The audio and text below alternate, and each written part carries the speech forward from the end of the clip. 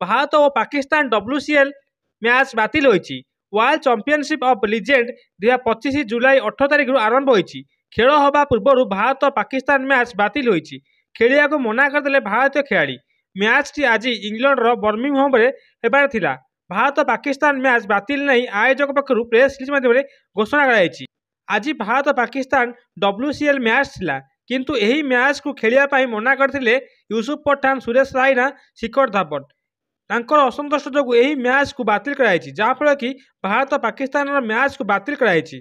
आज हेबाकुथिया भारत पाकिस्तान मैच बातिल होला परे भारतर परवर्ती मैच 22 जुलाई में साउथ अफ्रिका सहित, 26 जुलाई में ऑस्ट्रेलिया सहित, 27 जुलाई में इंग्लैंड सहित रही एवं परवर्ती मैच 29 जुलाई में वेस्टइंडीज सहित, 31 जुलाई में सेमिफाइनाल बेले 2 अगस्ट रही फाइनाल। जदि भारत सेमिफाइनाल जाए ताहले 31 तारिख में, जदि फाइनाल जाए ताहले 2 अगस्ट खेल यही मैच।